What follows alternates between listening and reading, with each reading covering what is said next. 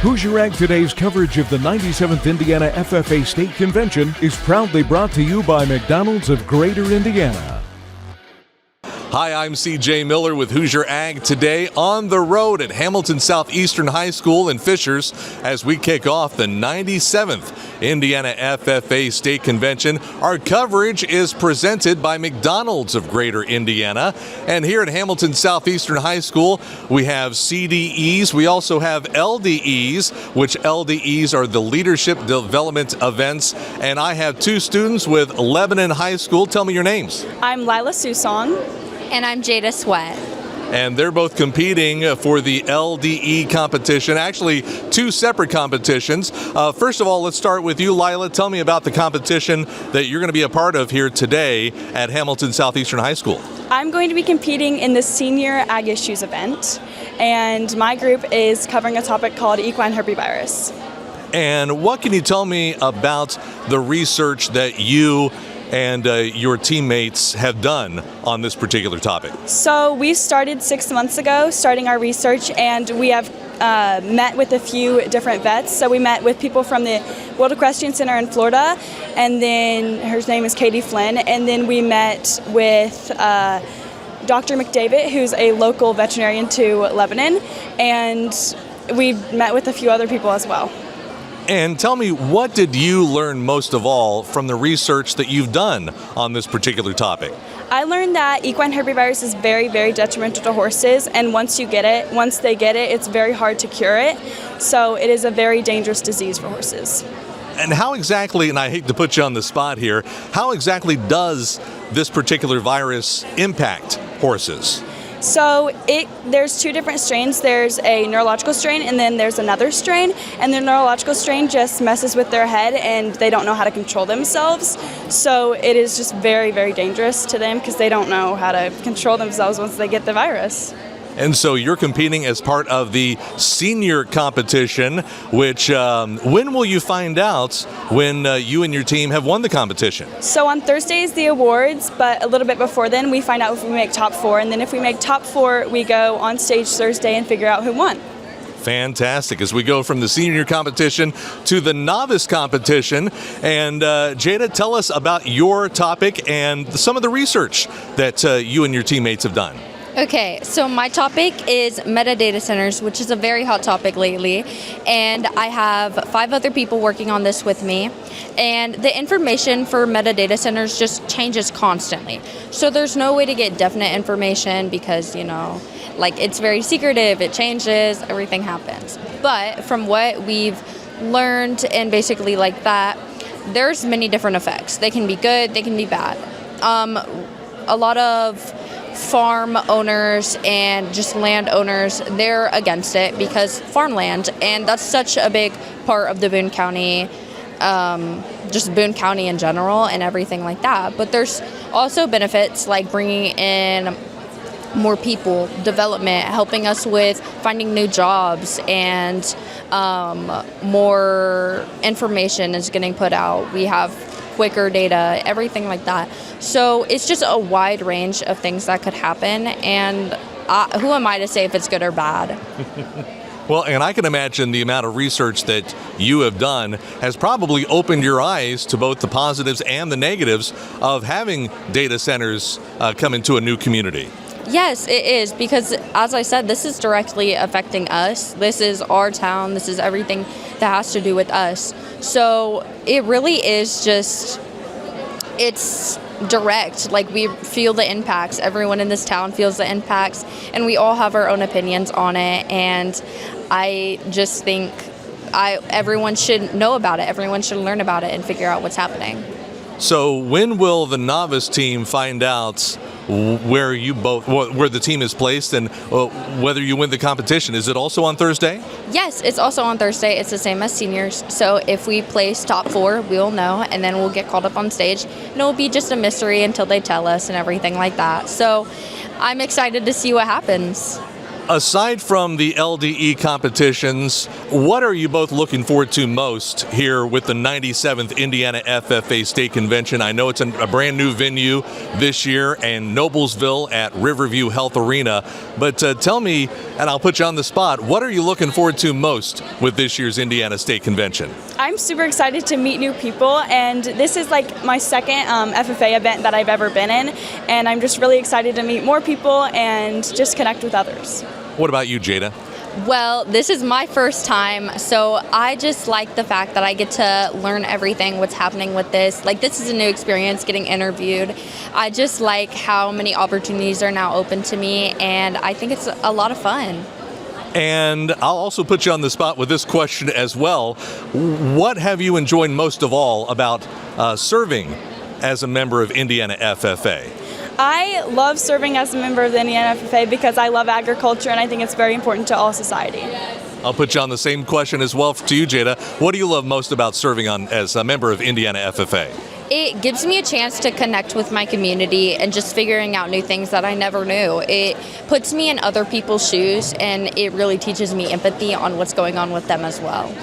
Once again, we have Lyla and Jada here with Lebanon FFA. Lyla competing in the senior LDE for ag issues, and Jada competing in the novice division. And we'll certainly look forward to how you both place with your teams. And best of luck to both of you here at Hamilton Southeastern High School. Thank you. Thank you. I'm here for the Community Service Project, which is going on right behind me. Standing right beside me is a young man with Indiana FFA. What's your name and which chapter are you involved with, sir? I'm Jessie Frazee. I'm from the Fountain Central chapter where I just graduated in May. And what can you tell us about all these Indiana FFA students and advisors standing behind us in pink shirts? What are they doing and what's the project here today?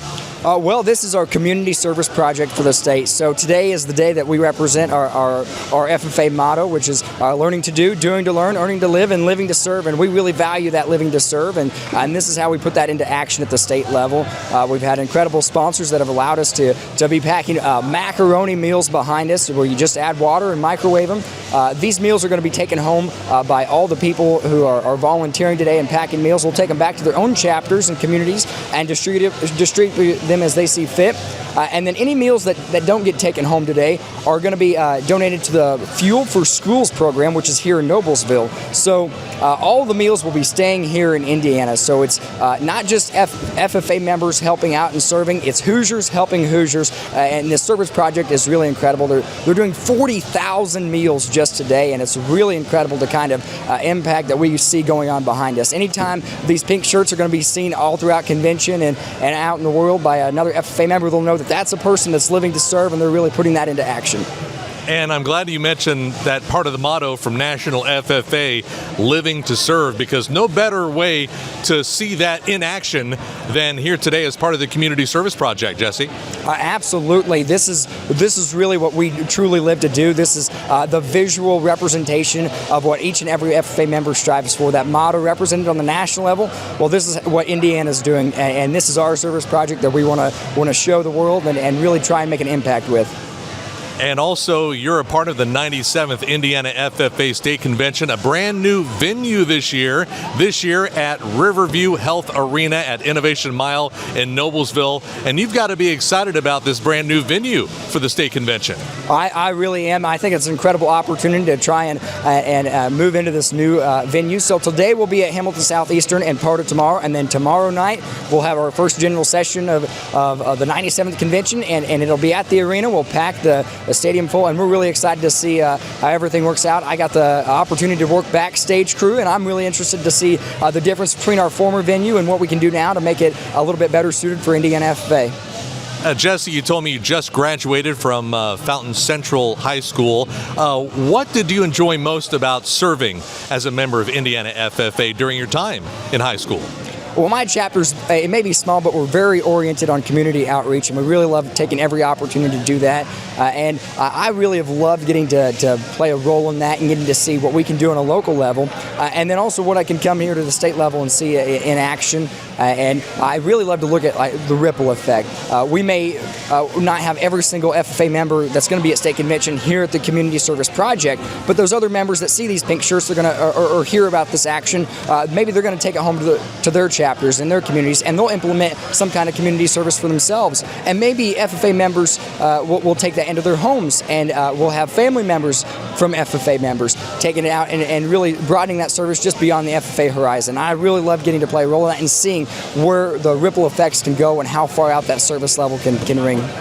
And Jessie, I'm going to put you on the spot right now because you also shared with me before I hit the record button that you plan on attending Indiana University. I know that a lot of times when you think about FFA members from Indiana, a lot of them attend Purdue University, maybe Huntington University for agriculture. Maybe they attend an out-of-state school like Michigan State or Oklahoma State. But you told me that you're thinking about it going where now? So I want to go to Indiana University, and I'd like to study business administration. It may be a roundabout way, and a lot of people might look at their head sideways. When I told my mother where I was going, she laughed. She thought I was joking. Being a Purdue graduate, she thought that I had never thought of going to IU, but I'd really like to eventually make my way into the policy field and with an agricultural mindset. And I think that anytime you think of policy, whether it's agriculturally oriented or it's outside of that, just industry oriented, you have to have a mindset of how is this going to affect the businesses and everything that people rely on. And so I want to go get educated in the business world of what every decision has an impact on business. I want to understand those decisions accurately. And so when I go into the policy world, I can make sure every decision I make is the right one, and I'm educated in that field and can really advocate for agriculture through that. Well, and the reason I bring that up is because with Indiana FFA, it's much more than just service projects as well. It's also community development, career development, and getting students in gear to not just serve careers in agriculture, but those that impact all of our lives, and including what you're looking to do in public policy. Absolutely. I always say the FFA is not for everybody, but it is for anybody. Anybody who wants to develop themselves, their skills, and their leadership level. And it doesn't have to be about cows and plows. It's about people who want to make an impact. And that could be anybody. And so I may not be a crop farmer. I may not have livestock when I get older. I'd certainly like to, but that doesn't mean I will. And not every FFA member is going to. It's just about developing service levels, about developing leadership skills, and really advocating for personal growth. So it doesn't necessarily have to be about agriculture, but we want to go through everything, and we want every single member to leave with an agricultural mindset and keeping that in the back of their head in every decision they make, whether it's about agriculture, at least they're cautious of agriculture. Once again, Jessie Frazee with which school again? Fountain Central FFA. Fountain Central High School, a proud graduate. And once again, it's the Community Service Project here at Hamilton Southeastern High School. And of course, our coverage of the 97th Indiana FFA State Convention, proudly presented by McDonald's of Greater Indiana. And Jessie, thank you so much for joining us here today on Hoosier Ag Today. Best of luck to you, sir. Thank you very much. I appreciate it. And thank you for watching and listening to us here on Hoosier Ag Today. Hoosier Ag Today's coverage of the 97th Indiana FFA State Convention is proudly brought to you by McDonald's of Greater Indiana.